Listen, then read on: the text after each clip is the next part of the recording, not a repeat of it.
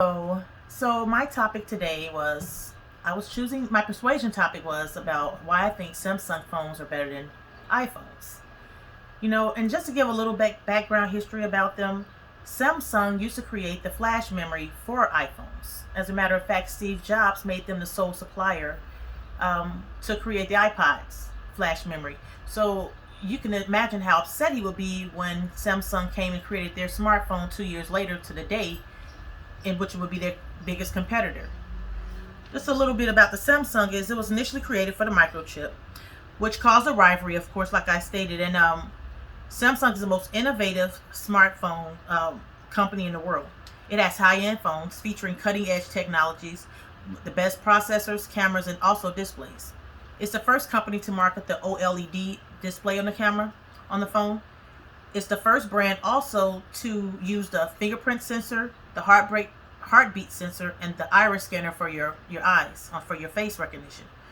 It's also waterproof, and it has a built-in wireless charger that could be used to charge another Samsung phone or any other device that could be Samsung.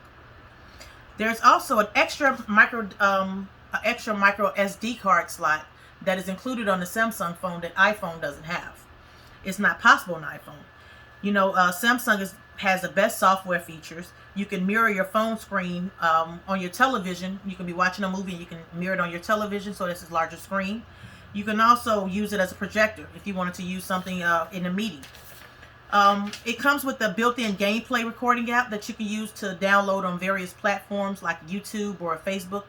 You can also connect any wireless Samsung printer and it'll print directly to that phone from any device. You can easily download and share huge files from Android to Android. iPhone doesn't have that capability because of how huge the files could be. You can also use your phone as a VR screen. If you want to play, if you was into VR apps, you can use that for better display. It has a functional feature with the drop down where you can use all of your key features that might be your wireless charging, your volumes and speaking. Any of your easy apps that you would use, you can just pull that by the drop down box. Now, some of the disadvantages of the Samsung phone is the bloatware. The bloatware is all the pre-installed software that is installed on the phone that you cannot even delete. All you can do is disable it. And disable it could sometimes alter the way your phone would, properly work. That takes up memory that you could use. If you're like me, I take a lot of pictures. That could be used for that or downloading music. However, it's nothing you can do with that because it comes pre-installed on your phone. iPhone doesn't have that pre-installed software. The phone can also get very hot while you're playing games. I've encountered that. I play games quite often, and if you're using it too long, some of those games can cause your phone to be hot, which I've dropped several times due to that fact. The battery life of the Samsung has known to be not the best quality. The battery when you first get it, of course, it seems as if it's great, but over time and through wear and tear, the battery usage is not as good as it could be. Now, the iPhone, of course, was created in June of 2007, and it had the iOS, which is an iPhone operating system. It's exclusively for iPhones, and their first slogan was, "This is only the beginning." And since then, as you can see, it is the only beginning. They have an ecosystem, which starts as a movie on your phone, and then you can go to your iPad or your MacBook, anything that's Apple related, and use it to pick up where you left off at. So that's a nice feature.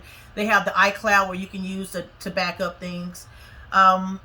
It's a simple and easy use interface, faster processor, always 2 steps ahead of Android. Yeah, okay.